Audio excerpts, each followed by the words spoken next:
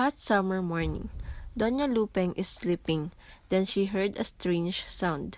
The three boys are playing in the dining room. Doña Lupeng enters the room. How long have you slept, Mama?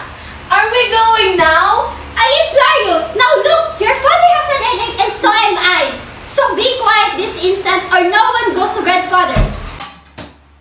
And why is it you preparing the food again? Where's Amanda?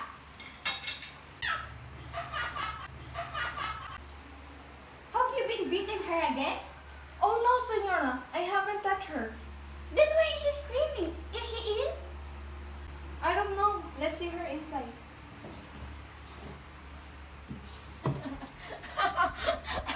What is this, Amanda? Why are you still in bed at this hour? Come on! Get up once!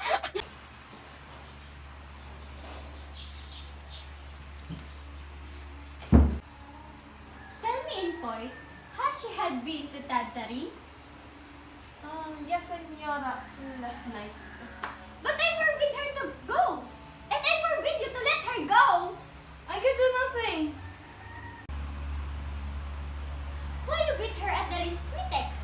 But I dare not touch her. Oh, but why? It is the day of Saint John. The spirit is in her. But man, It's true, Senora. She is a Tadtari. She must do as she please. Otherwise, the grain would not grow, the trees would bear no fruit, the rivers would go no fish, and the animals would die. I did not know that your wife was so powerful, Intoy. At such time, she is my wife. She is the wife of the river, she is the wife of the crocodile, she is the wife of the moon. But how could they believe in such thing? And you should have seen that Entoy. This morning, he stood as meek as lamb, where she screamed and screamed. He seemed actually awe in her. Do you know? He actually afraid of her. Oh look, boy! Here comes the Saint John.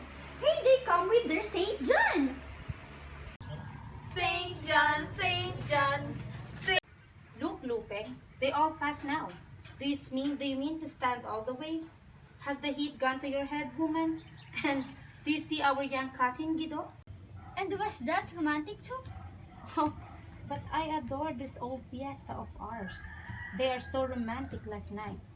Do you know that we walked all the way to the woods? Me and Summons to see the profession of Tagdaring. It was weird. It made my flesh crawl. All those women in such a mystic frenzy. And she was the Tatarin last night.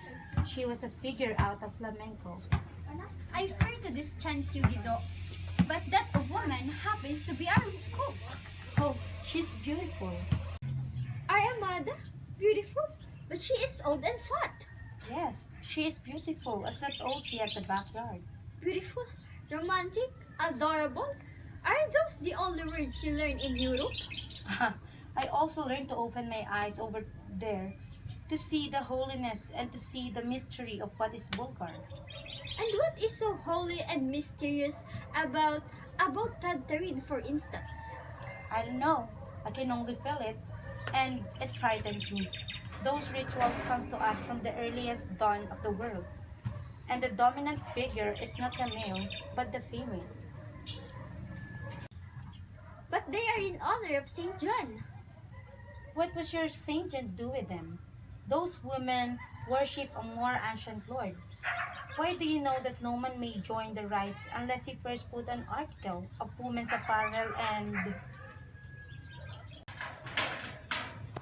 And what did you put it on, Guido? How sharp you are! Oh, I made such love to a beautiful toothless old hag that she pulled her stocking for me and I put it all over my arm like a glove. How your husband would have despised me. I think it's to remind us men that once upon a time that you women were supreme and we men are the slaves. But for sure, there have always been kings. Why? Oh, are you mad? Oh, why are you so afraid, Lupe?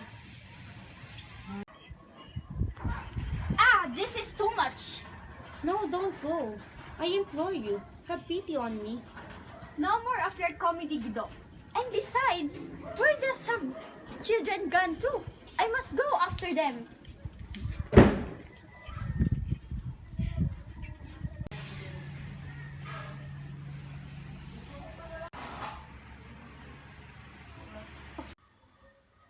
Has young Guido been annoying you? Yes, all afternoon. These young men of today, what a disgrace they are. I felt embarrassed as a man to see him following you with those eyes like a whipdog. And was that all you felt, Paeng? Embarrassed as a man? A good man has constant confidence in the good sense of his wife. He kissed my feet. Oh, see, they are instincts, the style of canalia. To kiss a woman's feet, to follow her like a dog, to adore her like a slave. Is it too shameful for a man to adore women?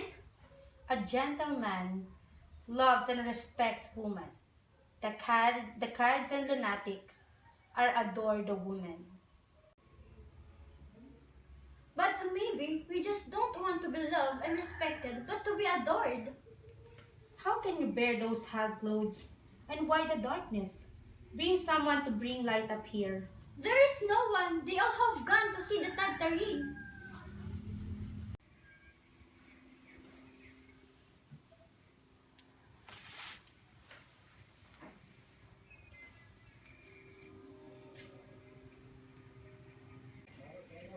Listen, Paeng, I want to see it too, the Tagtarin. I mean, I have not seen it since I was a little girl, and tonight was the last night. You must be crazy. Only low people go there. And I thought you have a headache. But I want to go! My headache got worse in the house for a favor, Paeng. I told you no. Very well. If you don't want to come, don't come, but I am going. I told you, Lupe, don't provoke me. I will go with Amanda. Anybody can take us. You cannot forbid me. I'm not a child. And since you are so set on it, very well, let us go.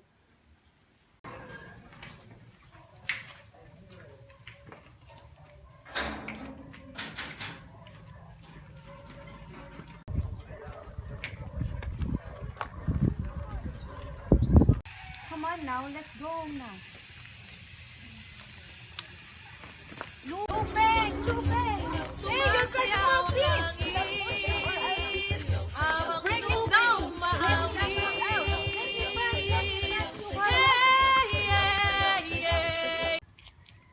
But Don Paeng, what happened to you? Nothing. These are only scratches. Go get your senora. We're going home now.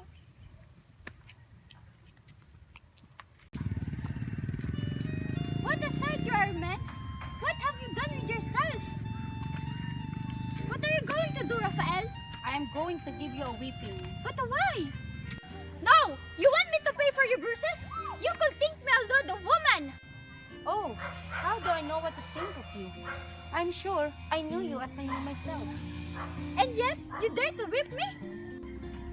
Because I love you and I respect you. And because you cease to respect me, you will cease to respect yourself?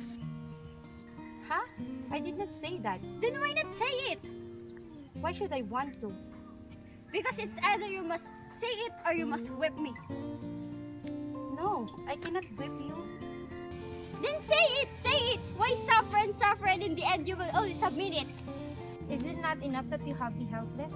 Is it not enough that you feel me what you want to feel? Until you have said it to me, there is no peace between us. Lupe, I adore you. What did you say? That I adore you. That I worship you. That the air and the ground you tread is so holy to me. That I am your dog and I am your slave. Then come! Crawl on the floor and kiss my feet! That I adore you. That I worship you. That the air and the ground you tread is so holy to me. That I am your dog and I am your slave. Then come! Crawl on the floor and kiss my feet!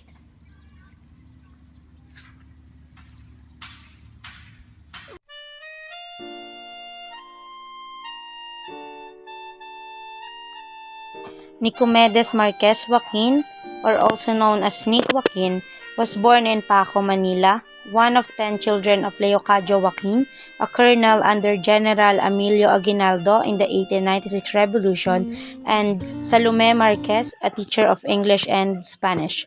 After being read poems and stories by his mother, the boy Joaquin read widely in his father's library and at the National Library of the Philippines. By then, his father had become a successful lawyer after the revolution. From reading, Joaquin became interested in writing. Was a Filipino writer, historian, and journalist, best known for his short stories and novels in English language. He also wrote using the pen name Quijano de Manila. Joaquin was conferred the rank and title of National Artist of the Philippines for Literature. He is considered one of the most important Filipino writers in English and the third most important overall after Jose Rizal and Claro M.